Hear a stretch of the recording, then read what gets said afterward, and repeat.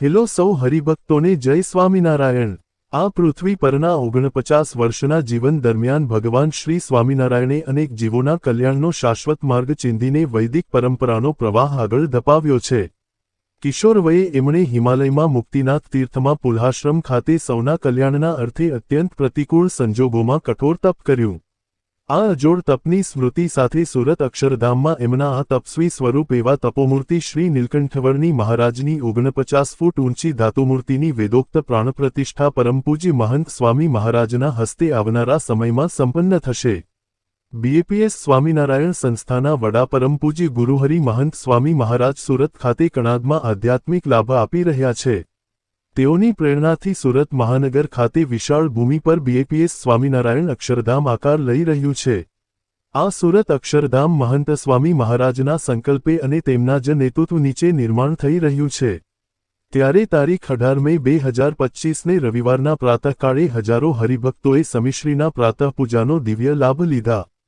સ્વામીશ્રીની પૂજામાં ખાસ યોગીજી મહારાજના જન્મસ્થાન એટલે કે ધારીથી 4551 જેટલી સંતો અને હરિભક્તોએ સીધી આંબે પાકેલી વિવિધ કેરીઓ એકઠી કરીને લાવ્યા હતા, જેમનો સ્વામીશ્રીની પૂજામાં અમૃતોત્સવ ઉજવાયો હતો। પૂજા બાદ સુરત અક્ષરધામ પરિસરમાં તપોમૂર્તિ શ્રી નીલકંઠવર્ણીજીની 49 ફૂટની ભવ્ય ધાતુની પ્રતિમા સ્થાપિત થનાર છે। તો સ્વામીશ્રીના કરકમલો દ્વારા તપોમૂર્તિ શ્રી નીલકંઠવર્ણીની વેદિકાનું શિલાન્યાસ કરવામાં આવ્યો। સ્વામીશ્રીએ આ મૂર્તિની પીઠિકાના પાયામાં સ્થાપિત થનાર નિધિકુંભ અને શિલાઓનું વેદોક્ત પૂજન કર્યું અને તેના નિર્માણનો શુભારંભ કરાવ્યો। તપોમૂર્તિ શ્રી નીલકંઠવર્ણી મહારાજની શિલાન્યાસવિધિમાં સૌપ્રથમ ગુરુહરિ મહંત સ્વામી મહારાજે શ્રી અક્ષર પુરુષોત્તમ મહારાજનું વેદોક્ત પૂજન કર્યું। પૂજ્ય વિવેકદર્શન સ્વામીએ મહંત સ્વામી મહારાજને ચંદનનું અર્ચના કરીને પૂજન કર્યું। પૂજ્ય પ્રશાંત દર્શન સ્વામીએ ગુરુહરિ મહંત સ્વામી મહારાજને નાડાચડી બાંધી હતી। ત્યારબાદ નિધિકુંભ અને શિલાઓનું વેદોક્ત વિધિ દ્વારા પૂજન થયું। નિધિકુંભમાં પરમ પૂજ્ય પ્રમુખ સ્વામી મહારાજના અસ્થિ પુષ્પ અને ભગવાન સ્વામિનારાયણથી લઈને તમામ ગુરુવર્યોના જન્મસ્થાનની પ્રાસાદિક માટી સાથે સાથે ભારતવર્ષની તમામ પવિત્ર નદીઓનું જળ અને ખાસ સુરત શહેર એટલે વિશ્વમાં ડાયમંડ સિટી તરીકે ઓળખાય છે એટલે નિધિકુંભમાં સાચા ડાયમંડ પણ પધરાવવામાં આવ્યા। યોગાનું યોગ એ છે કે મહંત સ્વામી મહારાજ સૌપ્રથમવાર કણાદ અક્ષરધામની ભૂમિ પર જ્યાં પધાર્યા હતા એટલે કે જ્યાં પાવન પગલાં પાડ્યા એ જ જગ્યા પર તપોમૂર્તિ શ્રી નીલકંઠવર્ણી મહારાજ બિરાજશે।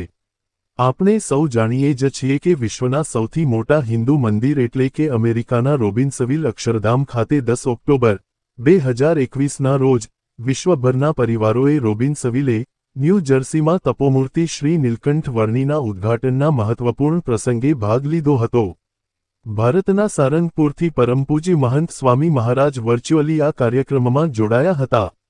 સદ્ગુરુ પૂજ્ય ઈશ્વરચરણદાસ સ્વામીએ રોબિન્સવિલે ન્યૂ જર્સીમાં સમારોહનું નેતૃત્વ કર્યું હતું અને ગુજરાતના ગૌરવ સમા ગાંધીનગર બીએપીએસ અક્ષરધામ ખાતે તારીખ 11 નવેમ્બર 2024ના દિવસે ગુરુહરિ મહંત સ્વામી મહારાજે 92 વર્ષની જેફ વયે 49 ફૂટ ઊંચા નીલકંઠવર્ણી મહારાજની સંપૂર્ણ મૂર્તિ પ્રતિષ્ઠા વિધિ કરી હતી।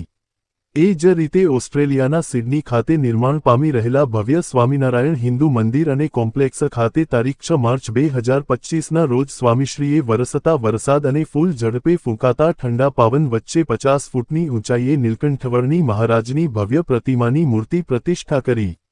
આ એક ચમત્કાર કે મહંત સ્વામી મહારાજમાં નીલકંઠવર્ણીજીના પ્રવેશ વિના શક્ય નથી અને એ દિવસે બનેલી ચમત્કારિક ઘટના વિશે જાણવા અને જોવા માટે અમે વિડિયો મૂક્યો છે જેની લિંક વિડિયોના ડિસ્ક્રિપ્શનમાં આપેલી છે, જે અવશ્ય જુઓ। અને કણાદ અક્ષરધામમાં બિરાજમાન થનાર તપોમૂર્તિ શ્રી નીલકંઠવર્ણીની વેદિકાનું શિલાન્યાસ વિધિમાં સુરત શહેર અને સાઉથ ગુજરાતના કોણ હરિભક્તો ઉપસ્થિતિ રહીને દર્શન કરેલા અમને કોમેન્ટમાં જય સ્વામિનારાયણ લખીને જણાવો અને તમામ હરિભક્તો કોમેન્ટમાં તપોમૂર્તિ શ્રી નીલકંઠવર્ણી મહારાજની જય લખે।